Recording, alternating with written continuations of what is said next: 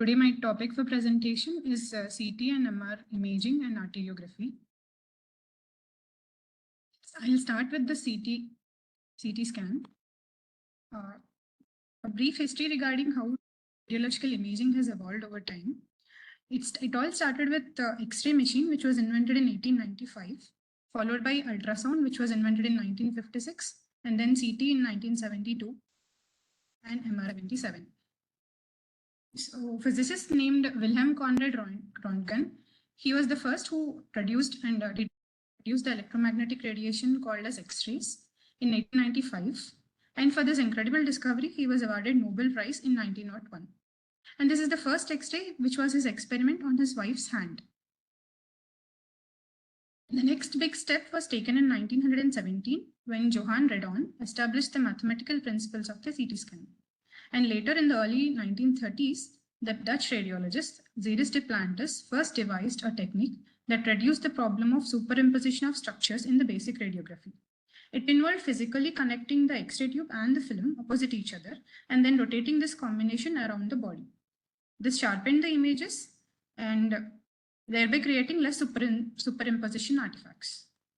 And this technique was called planography or tomography, which is derived from the Greek words tomos and graphene.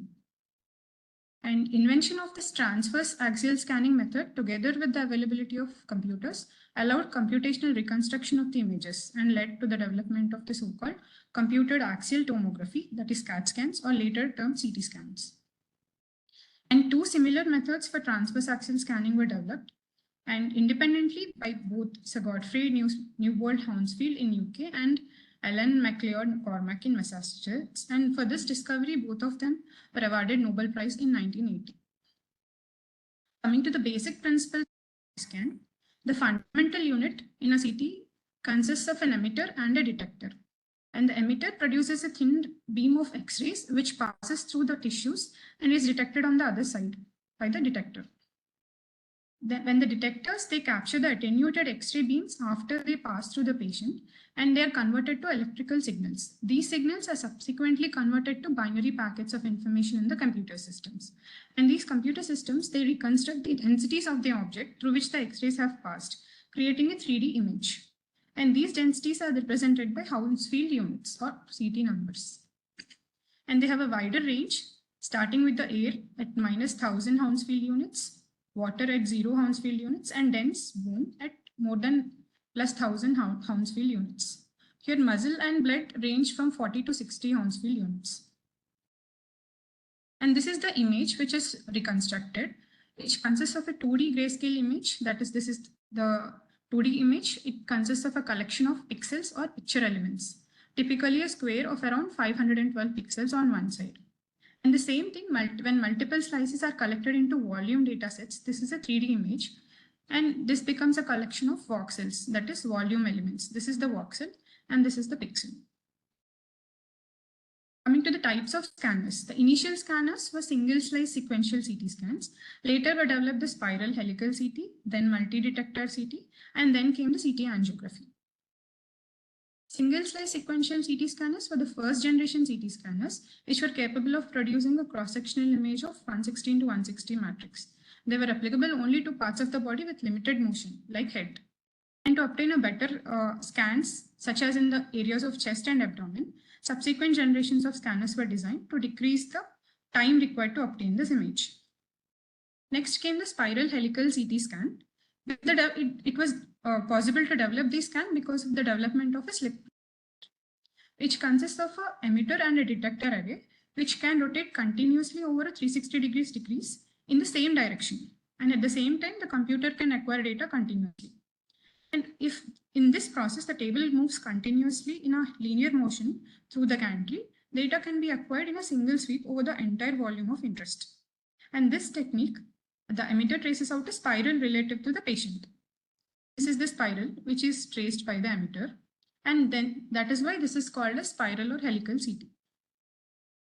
And the advantages include decreased scan time, decreased radiation exposure, and also it collects data over a continuous volume, which allows for a thin axial slices to be reconstructed. And disadvantages are higher level of reconstruction artifacts because of the table movement along the Z-axis. Next scans are the multi-slice or multi-detector CT scan. These have multiple rows of detectors in the craniocordial direction so that the volume to be scanned can be covered more quickly. And each slice can be acquired at 1 mm or even smaller size, and with rotation times ranging between 0.2 to 0.3 seconds. So that this diminishes the artifacts which were observed with single row scanners. Newer generation scanners are typically generate 512 into 512 matrix. And this is the typical image comparing a single detector CT to a multi-detector CT, where in the multi-detector CT, the slices are smaller compared to the single. Coming to the CT angiography, visualization of vessels on CT was limited previously because of similar densities between the blood and the soft tissue. So the optimal visualization of the vessels was not possible until the availability of fast scans and also the administration of iodine contrast. So the faster scan times increased and also the increased number of detectors. They allow a larger part of the body to image along with the contrast bolus. In this CT angiography, timing of the initiation of image acquisition relative to the injection of the contrast agent is the crucial point. So the dedicated bolus tracking algorithms have been developed to detect the contrast arrival. These algorithms are all based on either stationary continuous scan of a single slice in which the contrast density is measured in a region of interest in a large vessel, which is marked by the operator. So when a certain threshold of Hounsfield units is achieved at that region, the spiral CT is initiated. And the iodine concentration, injection rate, and also the volume of the contrast bolus are all important parameters for this angiography. The various other technique exists for this contrast injection. One such thing is split bolus techniques. And these techniques are employed in multiple phases, that is for enhancement of venous and arterial structures in single scan. Either by this is achieved by splitting the contrast bolus into one early bolus of contrast and one late contrast before obtaining the CT scan. This decreases the ionizing radiation dose since fewer scans are required. And another factor that increases the contrast enhancement is lowering of the beam energy, which increases the iodine density on scans. Coming to the scan protocol, this consists of a series of settings to obtain a proper image. These include acquisition and contrast parameters, reconstruction parameters, technician and patient instructions, and then MULTIPLANAR, which generate a set of images optimal for the anatomy, specific anatomy, and indication for the CT scan. And it includes X-ray emitter parameters like beam energy, tube current, rotation time, length of helical exposures, pitch, collimation, patient instructions such as breath holding, dosage of the contrast material, delay, volume and infusion rates, reconstruction interval and reconstruction algorithms, parameters of radiation dose optimization tools, and also the field of view, FOV. So we'll discuss few parameters which are important. First are the pre-scan parameters. That is the tube voltage, which is measured in kVp, that is kilovolts peak. This is the value that determines the energy level of the X-ray tube. Higher the tube voltage renders better tissue penetration, but leads to relatively decreased contrast differences between the tissues. These high settings are required for obese patients, and in children and slim patients, these settings can be lower. Coming to the tube current time product, which is expressed in milliampere seconds, this value is linearly related to the duration and amount of radiation. So the higher value represents more radiation delivered by the X-ray tube. And decreased noise is achieved at the expense of an increased radiation dose to the patient, because higher value of this tube current product causes decreased noise. Coming to the collimation, it is a method of reducing the thickness of the X-ray beam. So collimators are located at the X-ray as is the X-ray detectors, and it has a direct impact on the spatial resolution in the z-axis, as well as it determines the smallest possible slice thickness. Next is the table feed, which is the speed at which the table moves during the tube rotation, and pitch, which is defined as the ratio of the table feed to the collimation.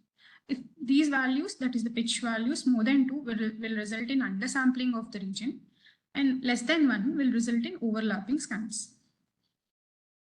Coming to the patient position, this is important because central patient positioning is significantly improve the image quality, such as raising the arms of the patient when scanning the upper part of the chest.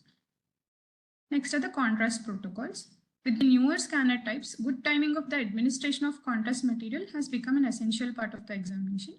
And depending on the indication and pitch, this optimization of the total volume of the contrast, density, and volume and speed of the injection is required. And this is the classification of commonly used iodinated contrast media. And the most commonly used contrast media are the low osmolar group, that is ionic dimers, non-ionic monomers, and non-ionic dimers. Next is a dual energy or dual source CT scan. This was introduced as a novel technique in 2006, in which it consists of the system is equipped with 2 X-ray tubes instead of 1, each working at a different kVp. But this has not found broad application for vascular imaging. Next are the post-scan parameters. First one is the increment. Increment, or it is a reconstruction index. It defines the spacing of the reconstructed images from the raw data set. For example, reconstructing 1 mm slice from every third, that is every 3 mm gap. Main advantage would be fewer number of reconstructed slices. And if the raw data are saved, it is possible to obtain a reconstructed image later. Slice width or section collimation defines the thickness of the slice. And there is a range varying from 0.5 to 10 millimeters.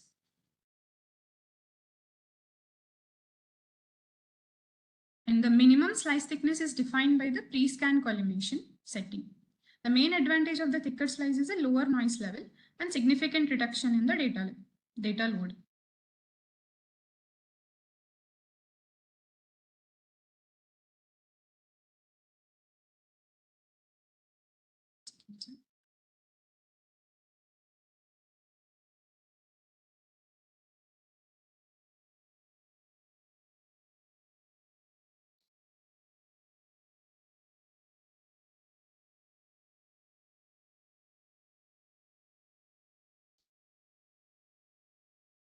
Able to move the slide, sir.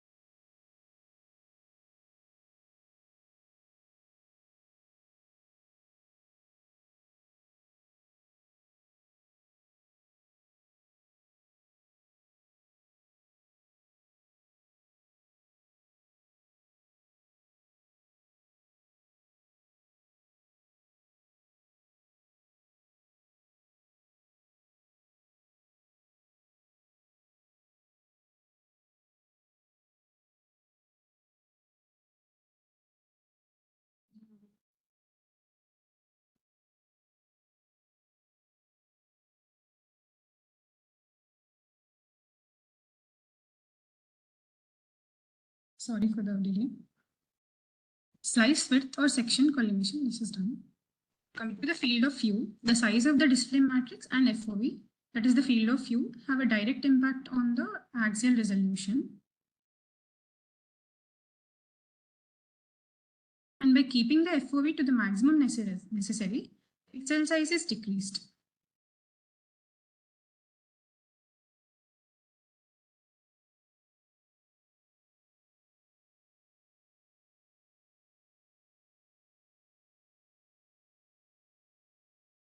Next is windowing.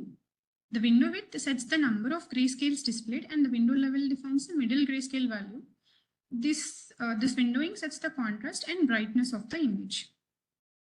Next are the reconstruction algorithms. These are used to reconstruct the raw data. There are two types of reconstruction algorithms, filtered back projection and iterative reconstructions.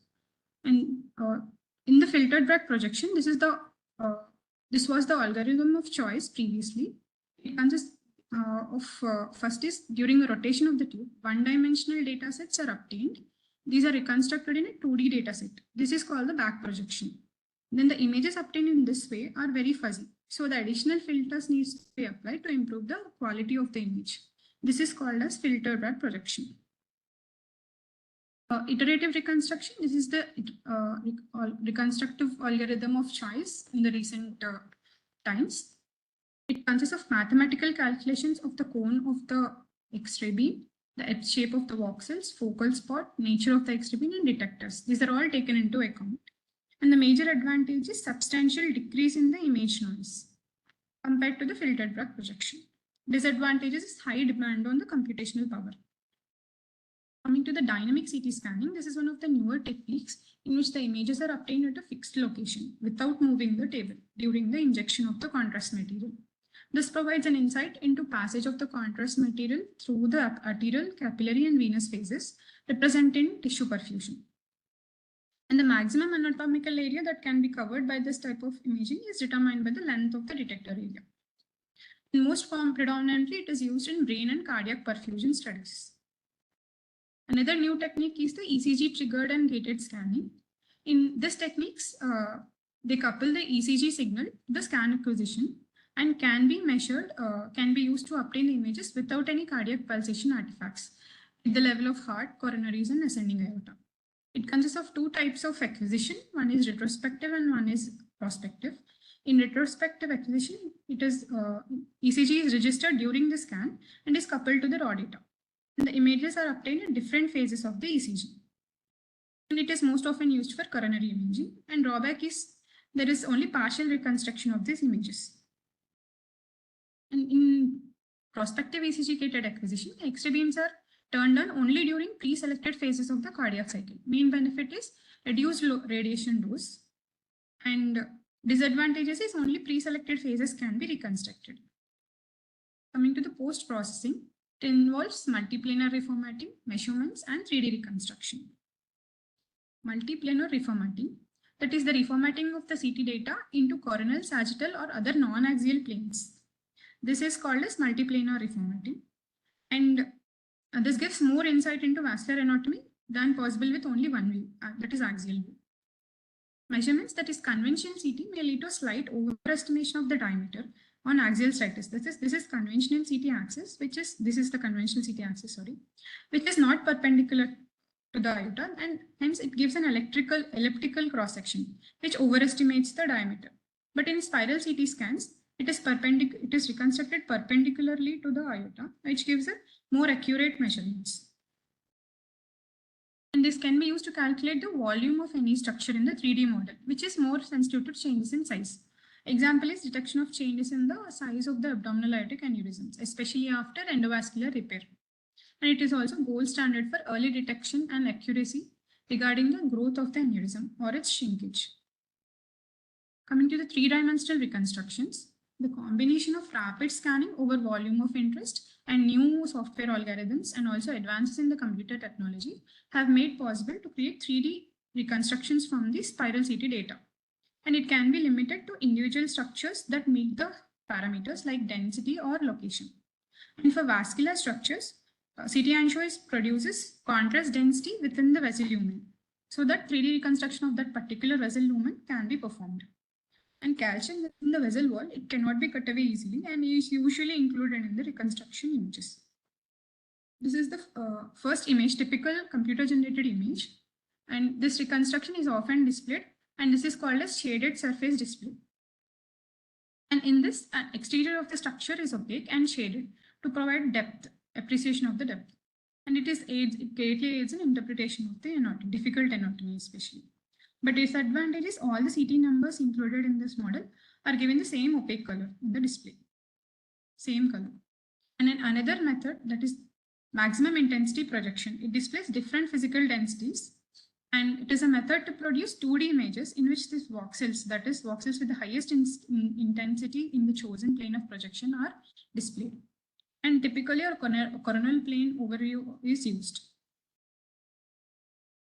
And another method to improve the display of the structures with different physical densities is the multiple object shaded surface display. With proper CT protocols and software algorithms, the structures can be displayed separately on the basis of the density. For example, in vascular surgery, the most clinically relevant structures are the contrast-enhanced vessel lumen, calcified plaques, and non-calcified plaques, and thrombus. These are given separate colors, and that is the contrast-enhanced lumen. In this photograph, we can see this is given the red color, and the calcified plaques are given white color, and non-calcified plaques and thrombus, which cannot be differentiated because they have identical CT numbers, they are given the yellow color.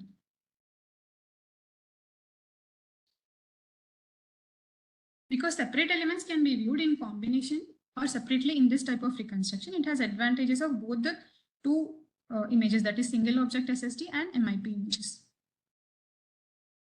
Coming to the clinical applications, the most common non-cardiac, non-brain vascular imaging indications for CT angiography are aortic disease, peripheral arterial disease, renovascular disease, venous diseases, and vascular malformations.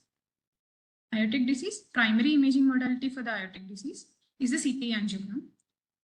And it allows for excellent spatial resolution with 3D image reconstructions and also highly accurate measurements of the aneurysms. Especially, it helps for preoperative planning for endovascular repair as well as postoperative follow-up.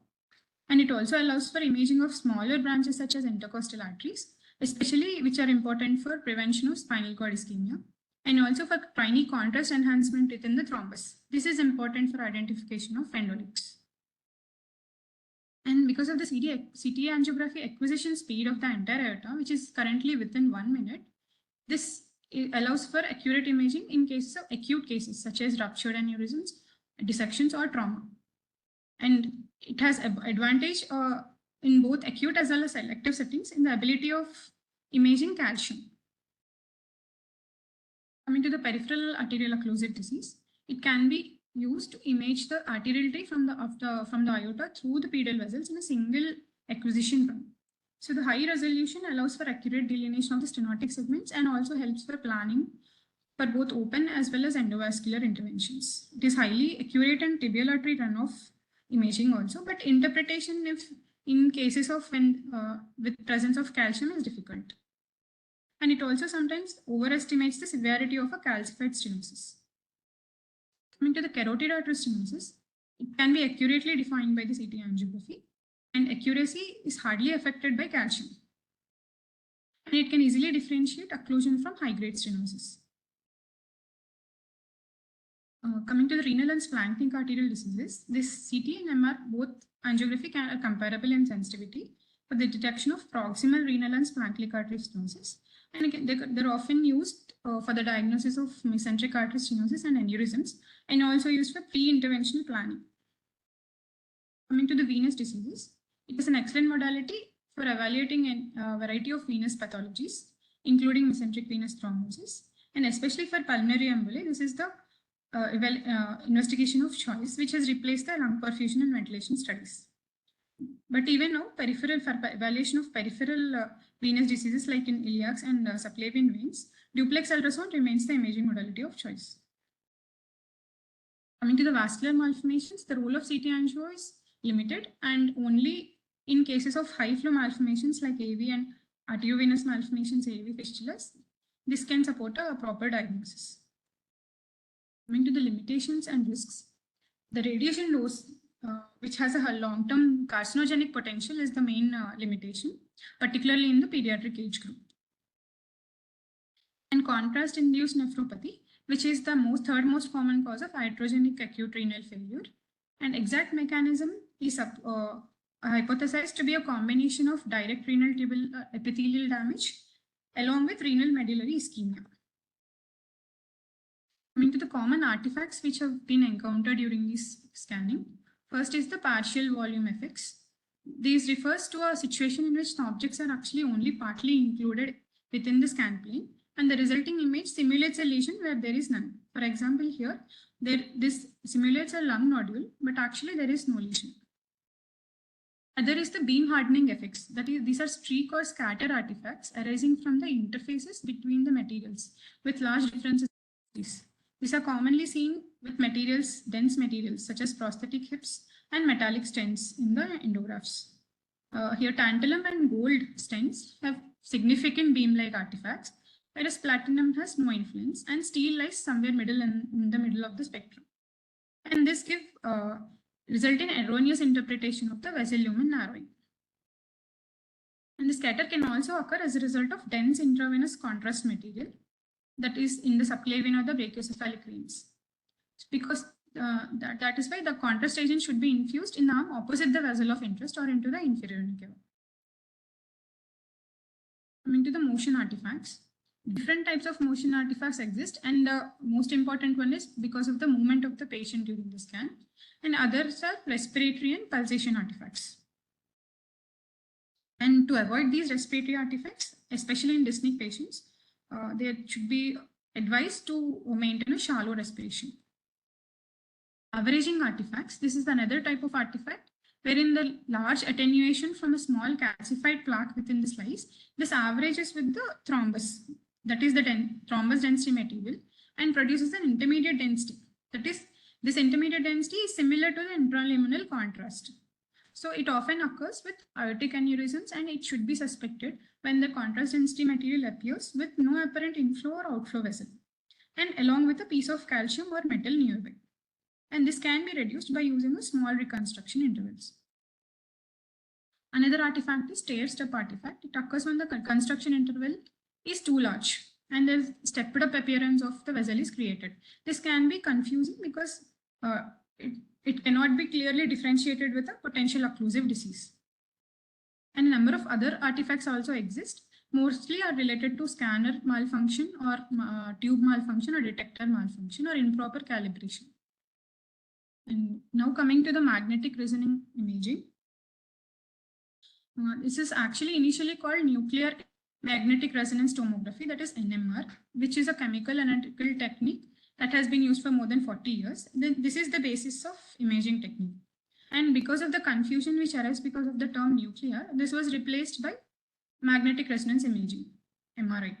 And one of the pioneers of this theory was Felix Bloch of the Stanford University, for which he was awarded Nobel Prize in 1952. He theorized that any spinning charged particle, like that of a hydrogen nucleus, it creates an electromagnetic field. And when a magnetic component of this field causes certain nuclei to act like a bar magnet, that is magnetic field emanating from a south pole to north pole.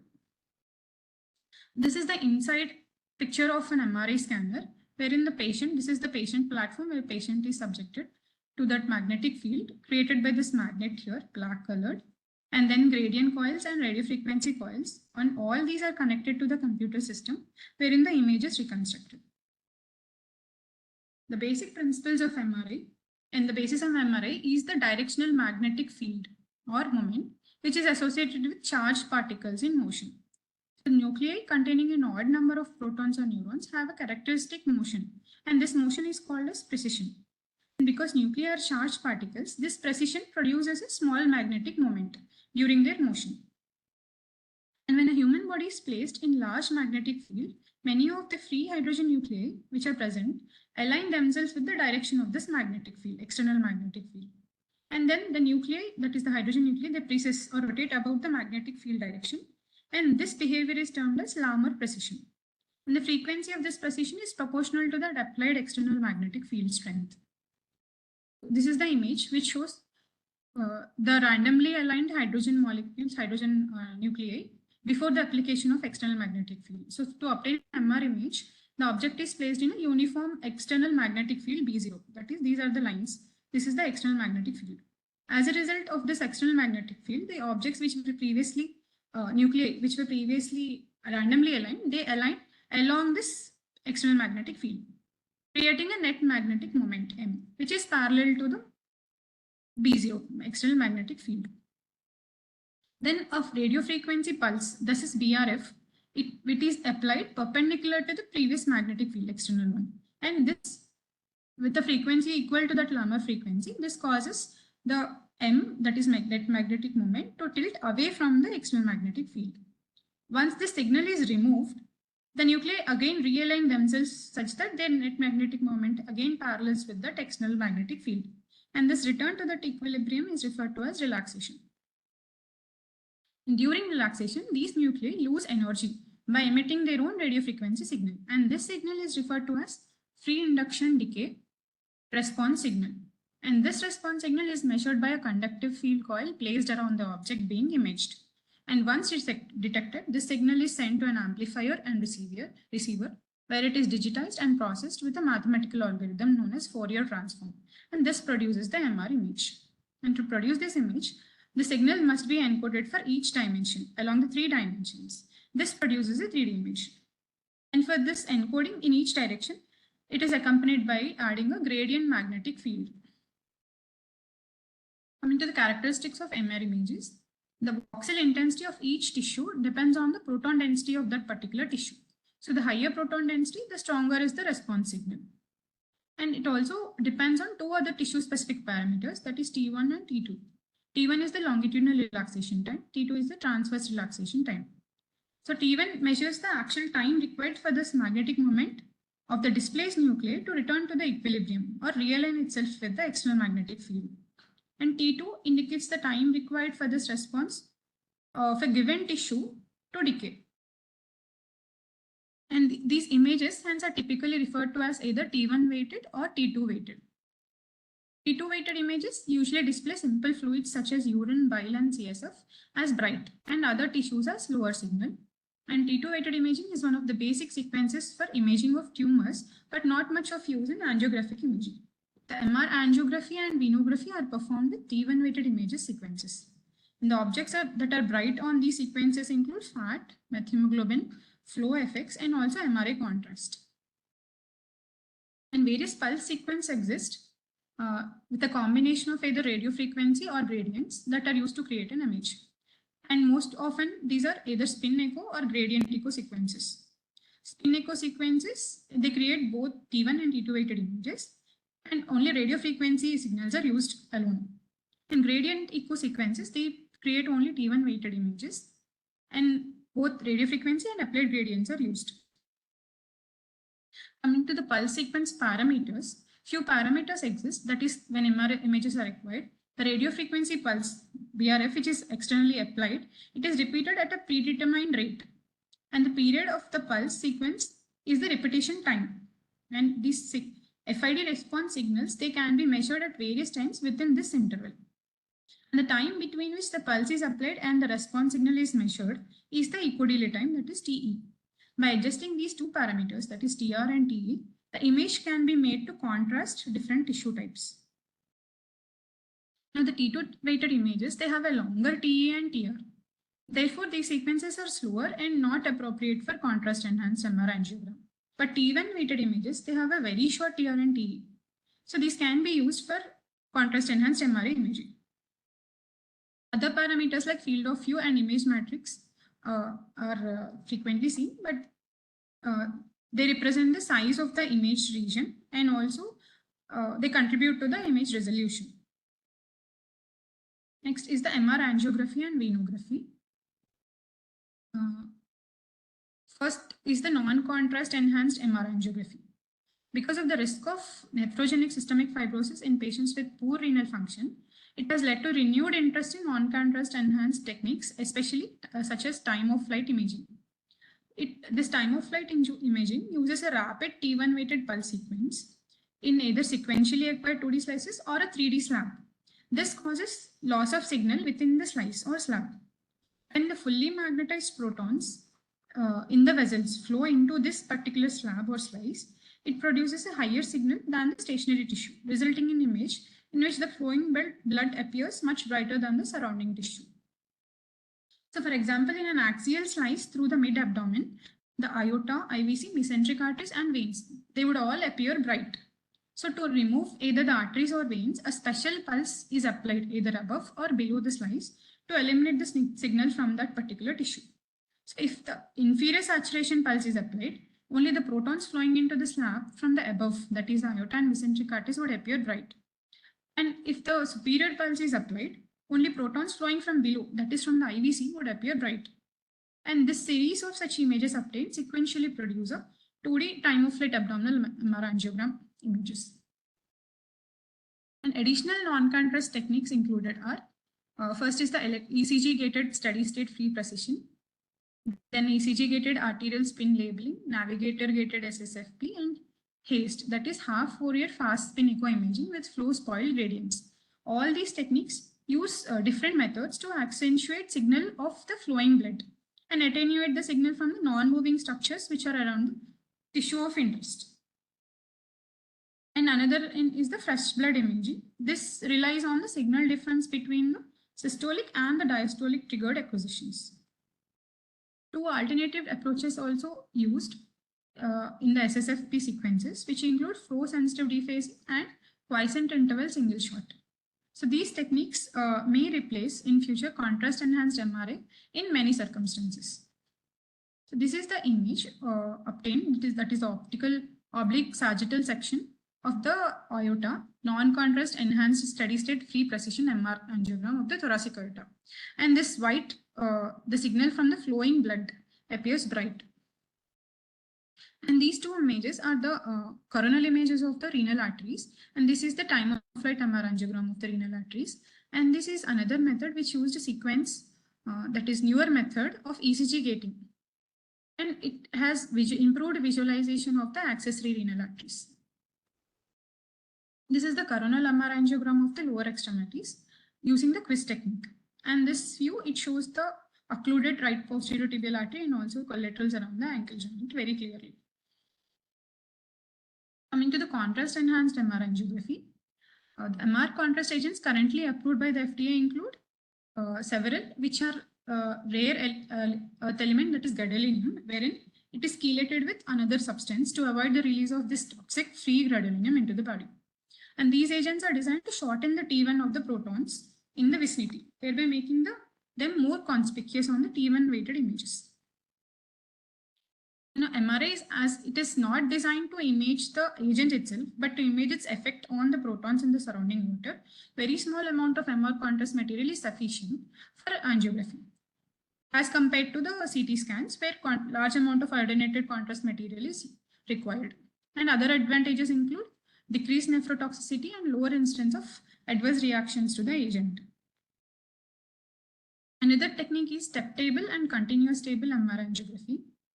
For imaging of a large volume such as aorta or peripheral runoff study, acquisition of data from the entire volume, it takes time. So, and also higher resolution image requires longer time to acquire. To reduce this, step-table acquisition is used.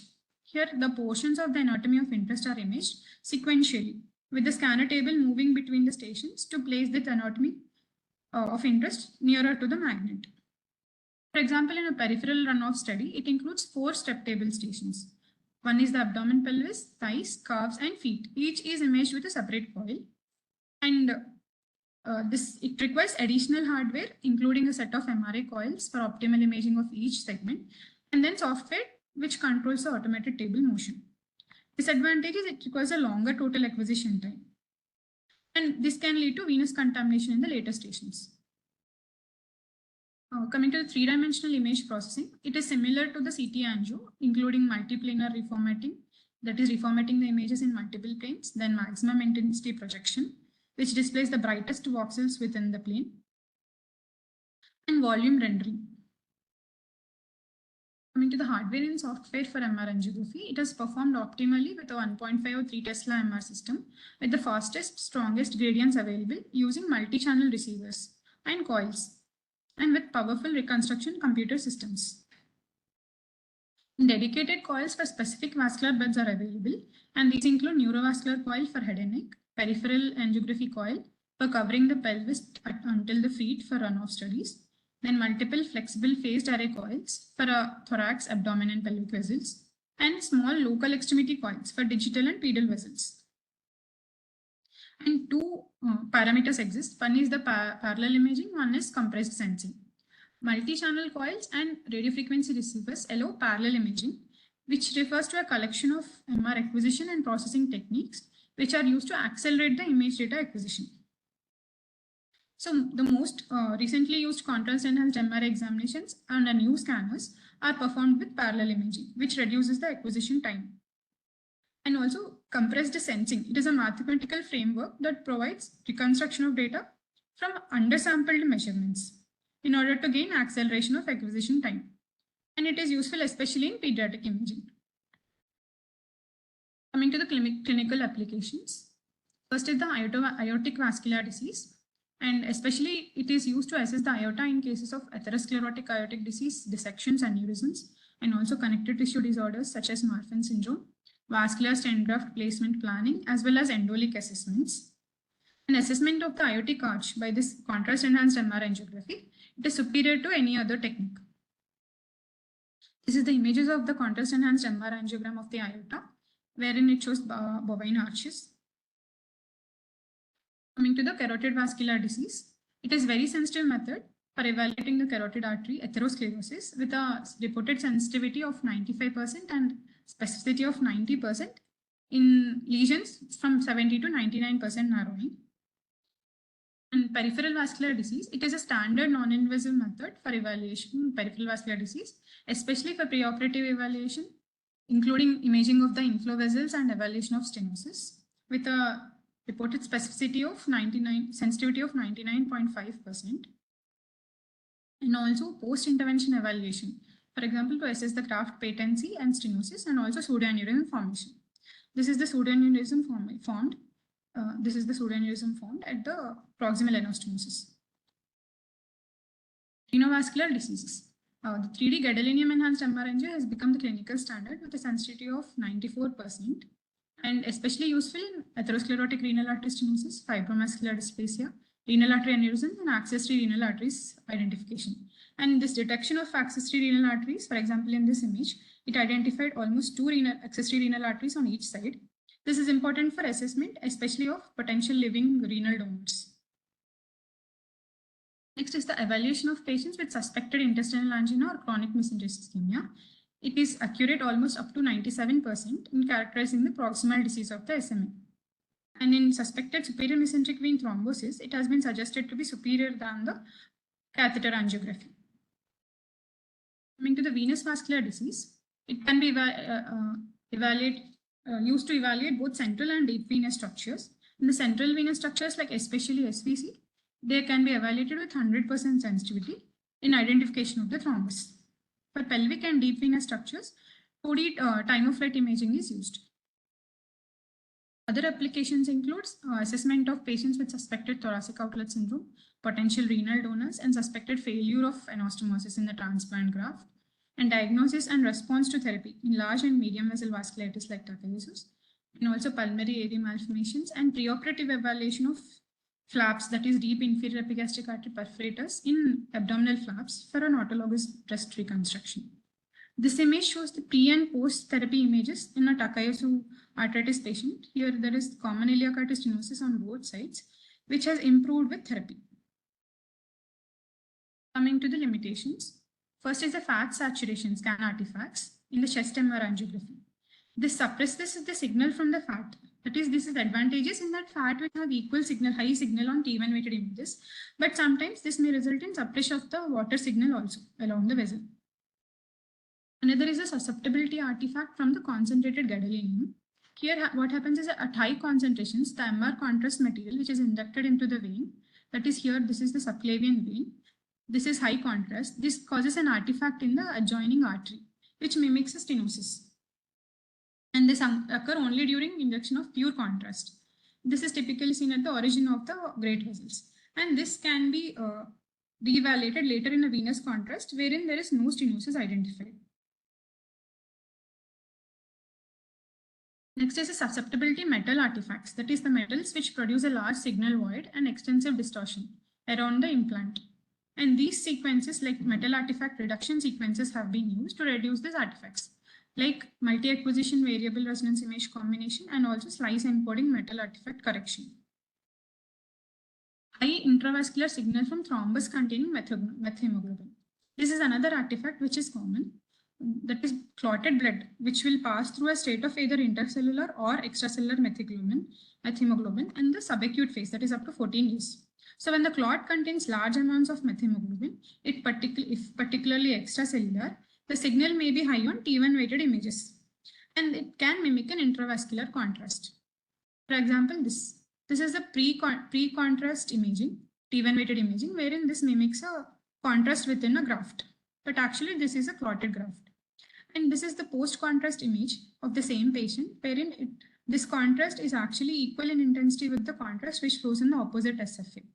And this image is post-subtraction imaging, wherein the actual image is not seen. Coming to the contraindications of MRI, first is the renal disease and also the risk of nephrogenic systemic fibrosis. It is characterized by skin thickening and hyperpigmentation of the extremities and trunk.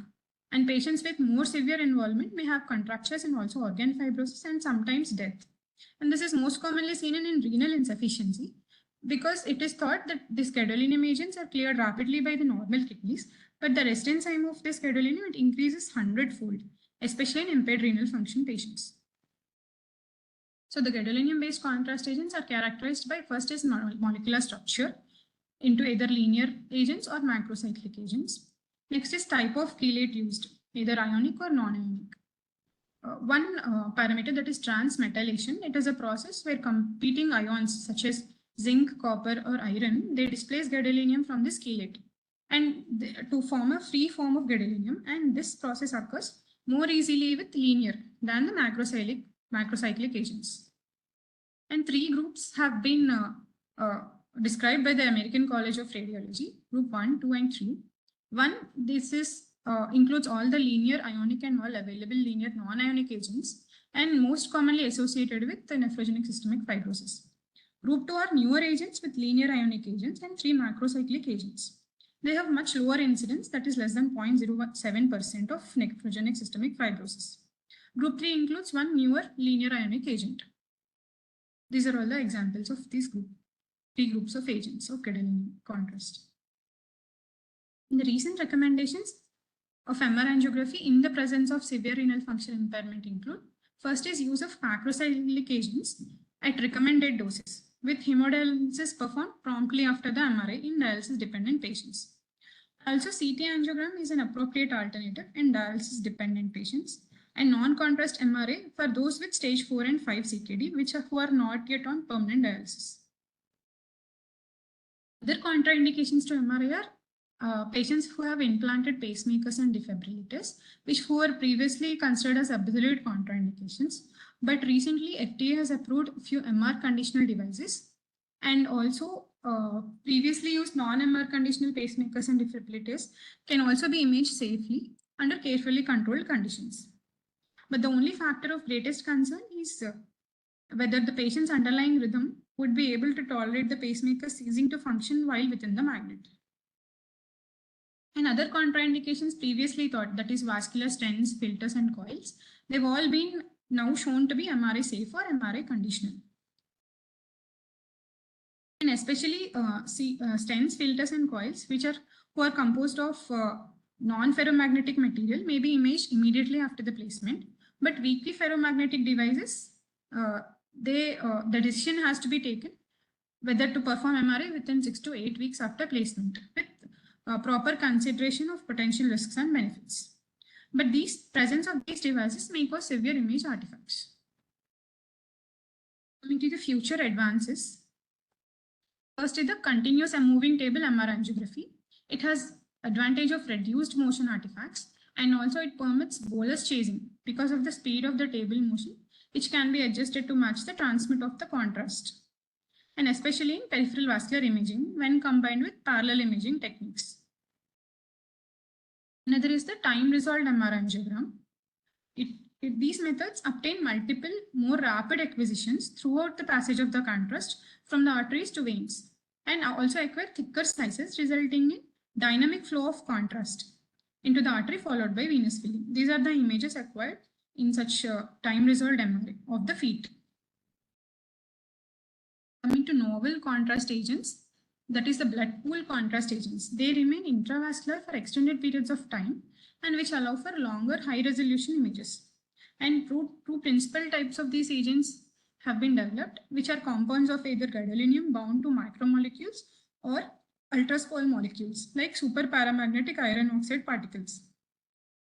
And one such example of macromolecules is gadophosphate, which binds non-covalently to albumin in the plasma, resulting in increased degree of the enhancement of the same concentration when compared to routine gadolinium compounds at a lower dose. And both these compounds allow up to 1 hour of imaging time. The iron-based superparamagnetic nanoparticle contrast agents, PIONs, these are used in scanning patients who have infection or inflammation. That is, when injected, these agents are phagocytosed by the macrophages and they show prolonged T2 effects on contrast images in macrophage infiltrated tissues. One such agent is the ferumoxytol, which has been approved in iron deficiency anemia therapy, and it also has a role in vascular imaging, especially in aorta, peripheral vasculature, and also venous imaging. And this is a ferumoxytol enhanced MRI of the chest and abdomen, which has been taken 5 minutes after the infusion of contrast. Another newer modality is the imaging of blood flow, wherein MRI can be used to visualize actual flow, that is, measure flow using phase contrast techniques, in which the signal intensity is usually proportional to the flow velocity. For example, in this image, it is an image obtained from a 4D MRI of the patient with a bicuspid valve showing high velocity flow along the anterior border, that is the larger arrow, and abnormal flow vortices at the base. The last modality is the plaque imaging, and several methods are available for imaging of the plaque, including non-contrast enhanced techniques, use of gadolinium and other typical contrast agents, and also imaging with contrast agents that typically concentrate in the plaque. And also contrast enhanced imaging has been used to quantify the degree of neovascularity within the plaque, which may be again related to the vulnerability of the plaque.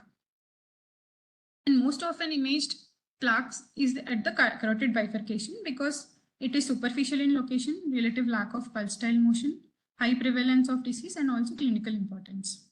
So one such method is multispectral imaging, which reliably discriminates various components of the plaque, including the lipid core and fibrous cap, and also allows distinction between necrotic, calcified, and hemorrhagic plaques. And other agents, especially blood-pooled agents, are eventually taken up by the macrophages and thus allow visualization of macrophage-laden plaques, which may be again more vulnerable to rupture. And the currently under development are MR molecular imaging agents that specifically bind to components of atherosclerotic plaque or vessel walls, such as integrins. So to conclude, both CT angio and MR angio can provide excellent quality imaging in almost all the clinical circumstances, but the decision to go for whether CT angio or MR angio depends mostly on the local availability of the technology, then expertise in performing and also interpreting the studies, as well as the experience and comfort of the surgeon as well as the radiologist. Thank you.